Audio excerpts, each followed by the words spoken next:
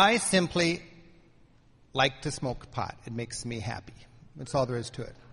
I believe that the responsible adult use of marijuana as a recreational drug is a civil liberty.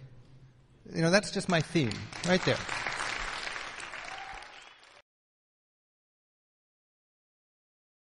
That's our viable avenue, as far as I'm concerned. We've got to deal with the opposition.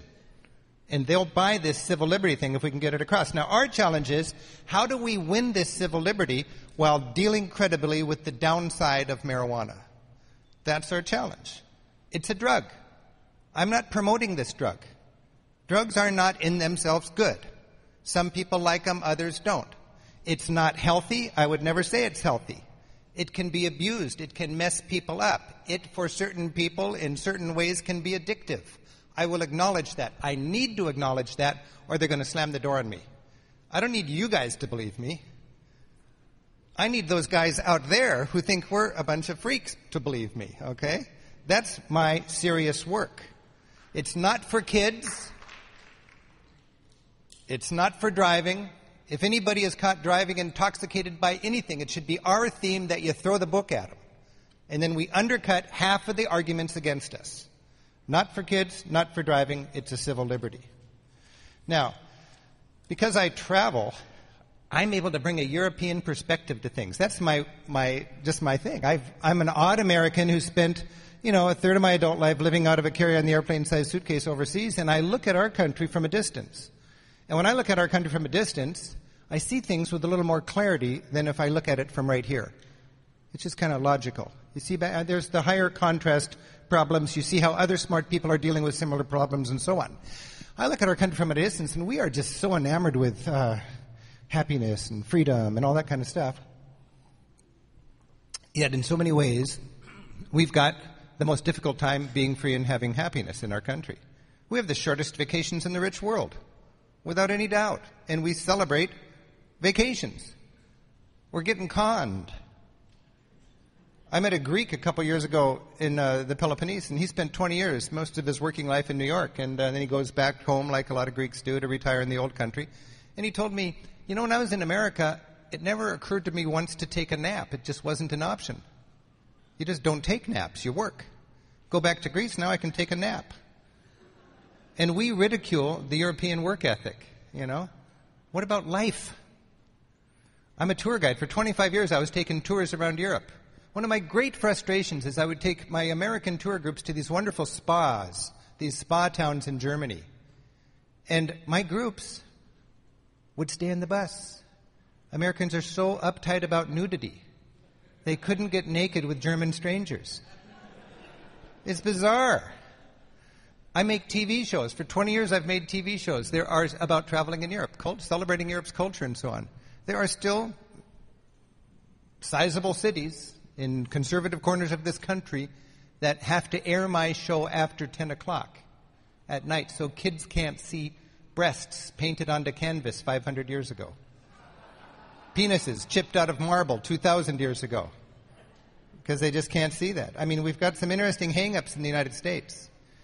Somebody can be completely railroaded out of decent life if they buy sex. And in Europe, they've got 8-story tall brothels that are taxed and regulated. They're just pragmatic and realistic about not legislating morality.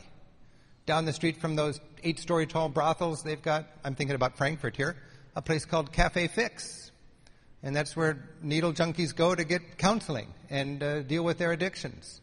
It's a very loving, compassionate, smart, honest approach to life in Europe, and we can be inspired by that. I'm hanging out with friends in Barcelona. The kids paddle off to bed, a couple of joints come out, everybody just relaxes and smokes some pot. It's just no big deal. When I travel, I look back at our country and I see a land of lies. I just see a land of lies. I see a land of sorry people, abused by the media, frightened into accepting lies.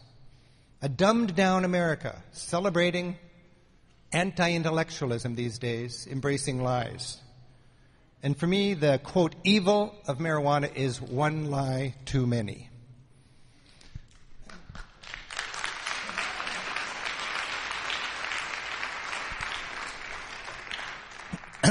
I believe the war our country is waging against marijuana is a wrong-minded prohibition of our generation. It's counterproductive. We're arresting 800,000 people a year on this silly war, and we can end it. That's why I speak out. That's why I'm on the NORML board, and that's why all of us are here today, I think. We've got business to do. We've got business to do. I blame my marijuana activism on my work. I don't think if I had traveled I would have really realized what's going on here. But, when I teach travel, I'm all about accelerated living. To me, it's really a great thing for Americans who generally work too hard to have a real vacation, to have a real experience, to make more friends, to learn more, to carbonate their life. It makes me a little bit of a strange American living far away, talking with people who find different truths to be self-evident and God-given. I'm a very sort of self-assured person. I kind of know what I think is right and so on. Then I meet somebody else who's just as smart as me, who sees it entirely differently. And it humbles me.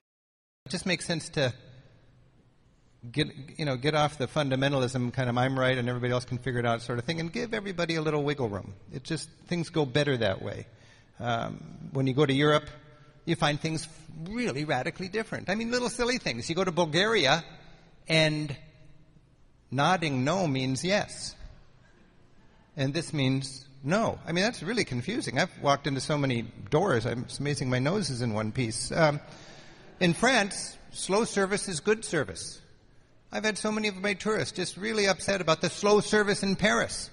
They're respecting you. They want you to have the table all night. If you know how to speak French, you could get the bill in a second, but they are not rushing you. That's honorable service. In Spain, they are evangelical about ham. Great ham. They eat pig's ears like beer nuts. I mean, it's just incredible when you go to Spain how into ham they are. I love the way travel just makes things different. It refreshes my life. It gives me a different perspective. It's a lot like marijuana. It really is when you think about it. Now, as a travel writer, I think my calling is to kind of be a medieval jester. You know, in the Middle Ages, the king had the jester. He gave him room and board, and his job was to go out there and, go to the normal convention and figure out what it's like, and then come into the castle and tell the king what's going on. And the king didn't kill him. The jester was the one guy that could talk straight to the king, and the king needed to know that information. It's a beautiful concept. Well, as a travel writer, I get to go out and come back and tell the people inside the court what's going on out there. It's a very fun work, and what I like to do is be a little bit annoying by invading people's comfort zones.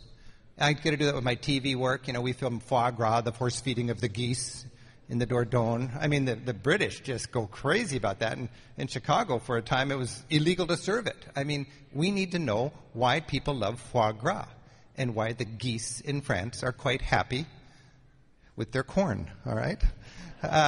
We need to also, when we travel, we learn from history. I mean, I think it's ethically wrong for me as a tour guide to take somebody to Germany without visiting a concentration camp. We get people out of their comfort zones. They learn from history. A lot of Americans are scared to death about Islam. I mean, for 20 years, I've been frustrated by Americans thinking Islam's going to take us over. That's a loony concept. I mean, even 20 years ago, when my 23-year-old son was 3 years old, I remember at the dinner table when we were saying thanks to God for our meal, and his grandpa was there, I'd teach my little son to say, Allah, Allah, Allah, just to kind of freak out my dad.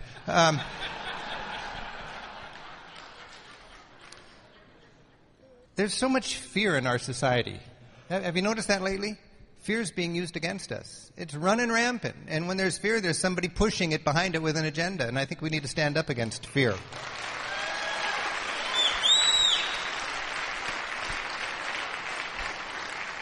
And, as a travel writer, that's one thing I like to do is tackle that fear. I'm just as afraid as anybody else about some destinations, but I find out when I go there, my fear is generally unfounded. And it encourages me to have that boldness. It's not particularly courageous. It's just a realization that fear is the enemy. I want to tackle that fear and overcome it. Fear is based on misinformation and lack of experience in so many cases. You can look at a whirling dervish, and the guy just looks like some kind of a freak. Or you can talk to the whirling dervish and find out when he whirls, He's connecting his community with God. I mean, it's such a you know those whirling dervishes that you see in cruise ship entertainment. Well, I mean, I took a tour group once to a dervish, and he's not, I mean, you can see him on a gymnasium floor in a cruise ship entertainment format, or you can see him on his rooftop as the sun's going down praying. These guys are like Franciscans of the Islamic faith. And the whirling dervish said, you can take your group to watch me pray, but I got to explain to you what we're doing first. I said, great. So I said, when we whirl, we put one foot in our community, the other foot goes around and touches all corners of God's great creation. Our hand goes up, acknowledging our Creator, and the other hand goes down like a teapot, showering the love of God onto our community and the world. And he goes around, and he gets into that trance, and his robe billows out and his head tilts over, and he's thinking about the diversity on the planet and the importance of his community and his hometown and the love of God, our Creator, and so on. And he whirls and he thinks about that. Suddenly that dervish is not so scary. Just because you had a chance to talk to him. You had a chance to be on the rooftop with him when the sun's going down and watch him and understand his way of life. I was in Iran recently. Iran's pretty scary to a lot of Americans. I was scared. We almost left our big camera in Athens, taking our little sneak camera in for thinking they'd stone us if they saw an American film crew on the streets of Tehran. Got there, thank goodness I had the nerve to bring the big camera in. I've never been so warmly and politely received in any country in the world as I was in Iran. I mean, it was amazing. We were stuck in a traffic jam one day. I mean, Tehran's a big city, 14 million people, a lot of traffic jams. Just hanging out in the traffic jam. I vividly remember the man in the next car asked my driver to roll down the window. He handed over a bouquet of flowers, and he said, give this to the foreigner in your back seat and apologize for our traffic. I mean, that just doesn't happen here. A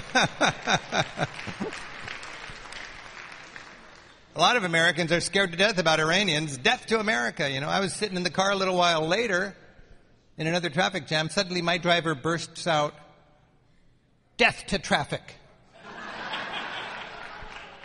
And I thought, what? I thought it was death to America or death to Israel. I said, no, right now it's death to traffic. I said, what's with that? He said, well, here in Iran, whenever something's frustrating to us and out of our control, we say death to that. Wow. Had I not gone there, I wouldn't have realized that death to is sort of a literal translation of damn. Haven't you thought that sometime in your life? Damn those teenagers. You don't want them to die and burn in hell for an eternity. It's just after midnight. Turn the music down. I'm trying to sleep. Damn those teenagers. Death to teenagers. Well, to me, fear is for people who don't get out much.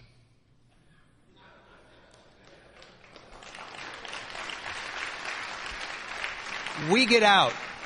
There's a lot of people who are against us, who are going to keep us struggling here and, you know, for a long, long time, mainly because they don't get out much. Older people, they don't get out much. They don't have a DVR. If they did, they can't use it. All they know how to do is turn on the TV, and then it's stuck on 24/7 news. That shapes their reality. We've got to deal with that. I find that this is our communication challenge, to overcome the fear. Overcome the fear. And when I travel outside the United States, I realize for most people on this planet, a joint is about as exciting as a can of beer. And that's the way it should be.